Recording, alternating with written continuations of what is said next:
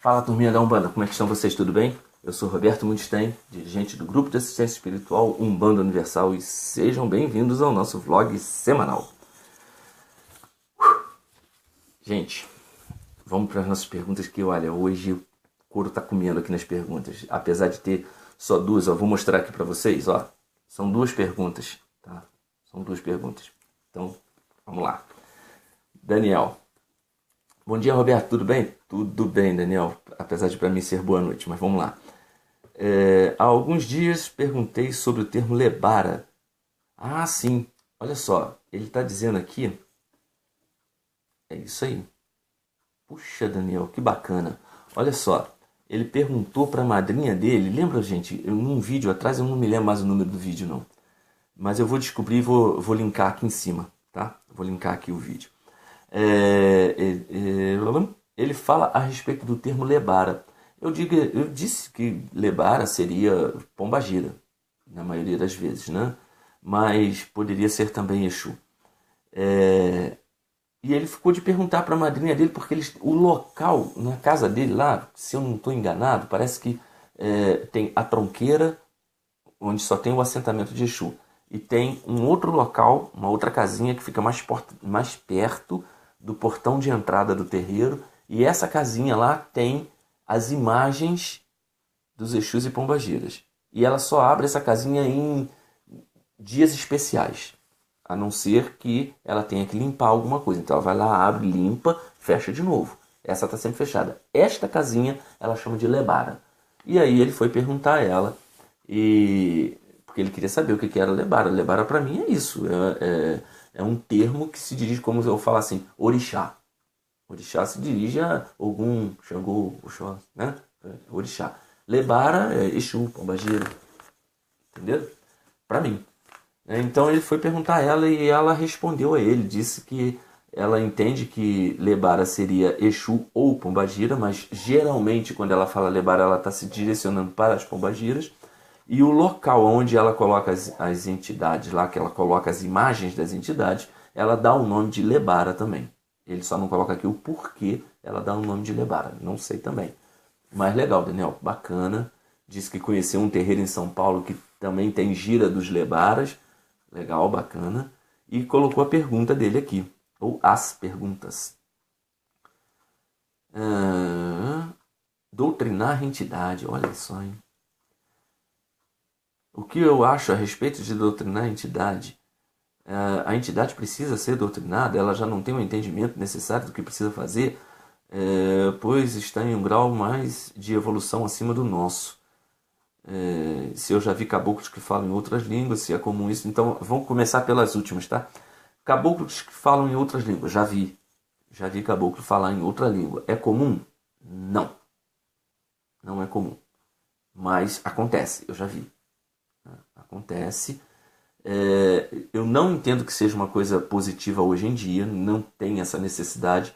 Se um caboclo chegar falando uma língua qualquer e alguém disser, ele está falando na língua dele na época, eu não sei, ele pode estar me enganando, porque eu não falo outra língua a não ser português, então não vejo necessidade disso, tá? O que pode acontecer é um caboclo vir falar numa língua, assim, isso seria um ponto positivo. Se é que pode ser considerado ponto positivo. O caboclo vir falar numa língua existente, por exemplo, em inglês. Você entende perfeitamente que ele está falando em inglês, ou alemão, ou francês, não importa. Ele vem fala numa dessas línguas, você entende perfeitamente e fala, rapaz, o teu caboclo fala um inglês perfeito. Isso dá confiança para o médium. Aí na próxima gira o caboclo vem falando em português e vem falando com uma clareza incrível, porque o médium já sabe que o pensamento não é dele. Porque ele não fala inglês e o caboclo fala um inglês perfeito.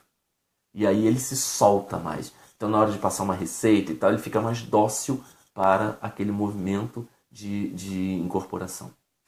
Tá? Então isso poderia ser um ponto positivo. Mas acontece, eu já vi caboclos falarem em outras línguas sim.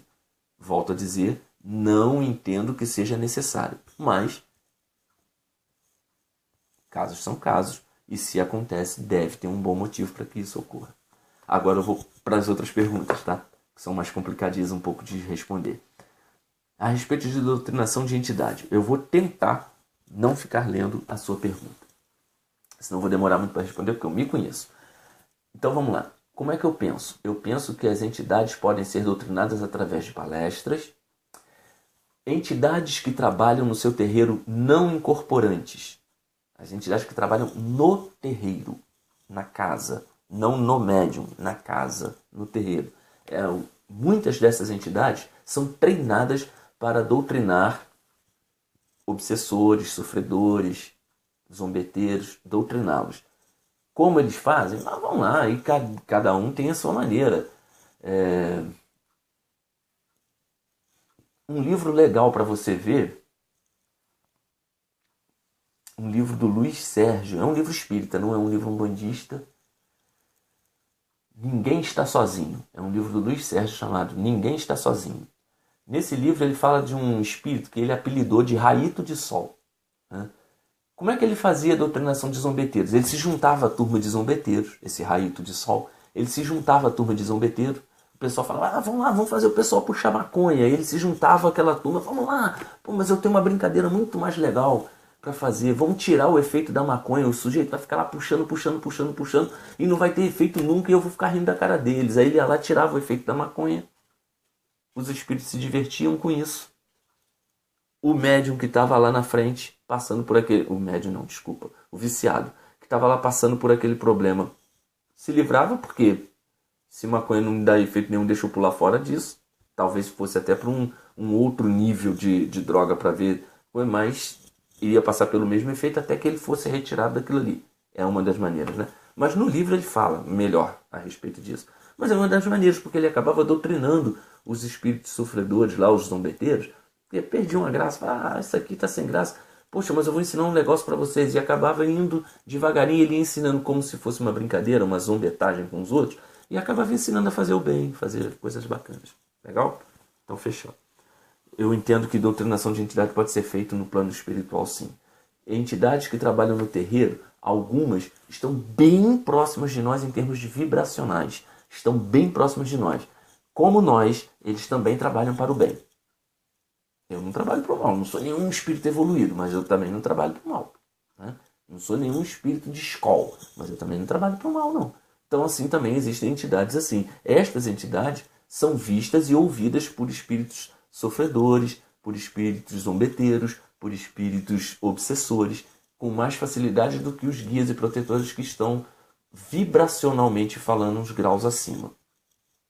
Geralmente um obsessor, quando olha para o médium incorporado, ele vê o médium incorporado, ele não vê a entidade.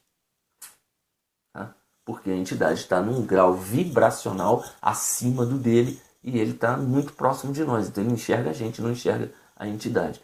Algumas entidades eles conseguem enxergar, porque estão num grau parecido com o deles, só que já fazem o bem. Esses é que vão doutriná-los. No nosso terreiro, nós não fazemos doutrinação assim, do tipo, o médium incorpora a entidade e alguém vai lá e doutrina. A gente não faz isso. Se acontecer uma incorporação, pode acontecer não uma doutrinação, mas um encaminhamento, porque eu não acredito também que alguém consiga doutrinar uma entidade em 5 minutos. Mas isso é crença minha. Isso é crença minha. Outros vão pensar e dar outras soluções para o mesmo problema. Isso é crença minha. E isso não significa que eu esteja certo e os outros errados, ou vice-versa. Valeu? Quando você fala que as entidades já têm o conhecimento daquilo que vão fazer, eu estou entendendo que você está agora se referindo à doutrinação de guias e protetores. Eu já vi caboclo cobra coral cair no chão e sair se arrastando igual cobra, com médium assim, igual cobra. Quem está sendo doutrinado nesse caso não é o caboclo ou o preto velho, ou seja lá quem for. Quem está sendo doutrinado é o médium. O preto velho precisa vir agachadinho, curvadinho, com a perninha torta, olho fechado porque diz que é cego? Não. Mas o médium precisa disso para se sentir realmente atuado por aquela entidade. Então quem tem que ser doutrinado é o médium. Infelizmente, eu já vi médium receber Iemanjá mergulhando no chão do terreiro, como se estivesse mergulhando no mar, fica deitadinho, com as perninhas dobradas para trás, fazendo assim, como cruzadinho assim, sabe? Com a perninha cruzada assim, ó. Fazendo assim, com a perninha assim, ó. Imitando o rabinho de peixe. Vê se pode. E vai dizer que eu vou chegar lá e vou doutrinar Iemanjá? Não. Aquilo ali é a cabeça do médium. Tem que doutrinar o médium. Fala, meu filho, para, né? Ou, né? Se liga, né? Vai ver uma saída de santo de candomblé. Vai ver se Iemanjá faz isso. Ah, mas eu tô na Umbanda. E daí? Iemanjá é Iemanjá. Aqui no candomblé, na África, em qualquer lugar. Iemanjá é Iemanjá. Ponto final. Né? Não tem duas. Acho que deu para esclarecer, né? Acho que foi legal. A Débora. A Débora vem falar com a gente. Primeiro, Débora, ela coloca aqui que não conhecia o nosso canal, que gostou do conteúdo. Obrigado por ter gostado do conteúdo, valeu. Espero que vocês possam colaborar, Daniel, Débora e outros tantos que vêm chegando no nosso canal. Espero que vocês possam colaborar com mais conteúdo para o nosso canal. Bom, a Débora coloca aqui que a pergunta dela pode até ser tema de um vídeo. Então vamos lá, Débora, vamos ver. Se a gente... Bom, vou resumir a pergunta, porque o texto é grandão, né? Vou resumir a pergunta aqui.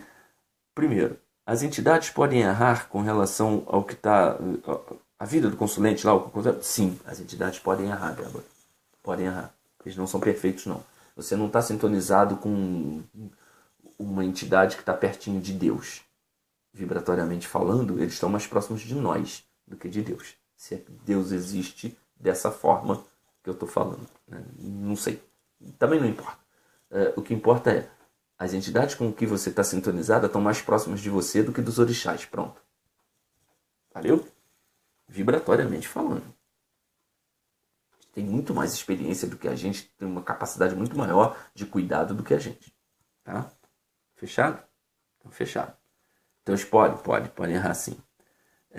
O que acontece com você de você fechar os olhos e as entidades, né, a coisa acontecer, as entidades falarem as coisas e tá tudo certinho, com silêncio, caramba, o cara acertou e tal, não sei o quê. Bom, a maioria de nós tem problemas muito parecidos, então não é tão difícil assim de você acertar mesmo não estando incorporado. 2 minutos de papo já dá para você, se tiver um pouquinho de experiência, já dá para você captar. Não estou dizendo que é isso que você faz. Só estou te mostrando que existem outros caminhos, tá? Então, se a entidade que trabalha com você, ou as entidades fazem isso, considere que isso seja uma capacidade mediúnica sua, não minha. Nem todo mundo é assim. Cada um tem a sua capacidade mediúnica, tá? Cada um tem a sua capacidade intelectual. Cada um tem a sua capacidade de vidência. Cada um tem a sua capacidade de entender a espiritualidade. Cada um tem a sua capacidade, porque cada um está adaptado ao seu meio, não ao meio do outro. Tá bom? Então, ó, fechado aqui? Então, fechado. Você coloca aqui também que as entidades podem... às vezes eles já sabem até antes com quem eles vão falar. Em alguns terreiros isso pode acontecer, em outros terreiros pode não acontecer. Tudo é muito variável, sabe? Débora, não tem na Umbanda uma receitinha de bolo. Cada terreiro é um terreiro, cada médium é um médium. Cada entidade é uma entidade diferente. Sabe? Não tem receitinha de bolo, não tem todo preto velho é assim, todo caboclo é assado. Não tem isso. Não tem. Vai por mim, não tem. Sabe? As coisas não são desse jeito. Não tem aquele negócio de todo caboclo mata virgem é um caboclo de Oxóssi. Não é. Eles são individualidades. É só pensar um pouquinho. O seu nome é Débora. Todas as Déboras são filhas de Iemanjá? Não. E agora? Tá errado? Entendeu onde eu quero chegar? Então, olha só. As entidades podem errar? Podem. Claro que podem. Podem acertar? Também podem. As entidades podem conhecer o consulente antes mesmo que ele chegue no terreiro? Claro. Pode sim, pode conhecer. Pode não conhecer? Também pode acontecer. Não conheço, nunca vi mais gordo na minha vida, mas o sujeito chegou lá, eu vou atender. Pronto. Sacou como é que é?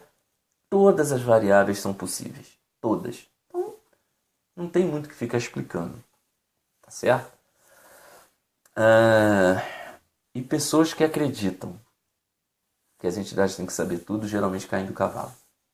Infelizmente, acabam caindo na mão de embuste. Graças a Deus existem pessoas honestas. Graças a Deus.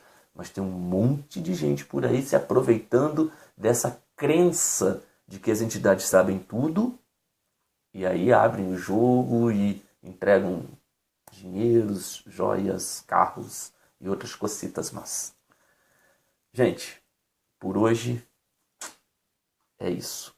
Obrigado. Agradeço aos novos inscritos que vêm chegando no nosso canal. Gente, por favor, coloca Débora, Daniel, com quem eu respondi hoje as perguntas. Por favor, coloca aí embaixo. Roberto, não gostei, não ficou claro. Roberto, gostei, ficou bacana. Ó, sugestão para o próximo vídeo. Fala disso, dá sugestão. Vamos fazer a gente crescer. Vamos fazer esse canal crescer ainda mais do que já está crescendo. Vamos fazer a Umbanda crescer nesse Brasil. Ah, já tem um monte de gente falando a mesma coisa? Tem. Duvido que tenha um falando como eu falo. Porque eu não falo como os outros falam. E talvez essa maneira que eu tenho de falar e a maneira que os outros têm de falar esclareçam pessoas específicas. Tem um Roberto que gosta do que eu falo. Tem outro Roberto que gosta do que o Márcio Caim fala, por exemplo. Tchau. Gente, abraço para todo mundo. Valeu, muito obrigado. Axé a todos vocês. Até a próxima, se Deus quiser. Abraço.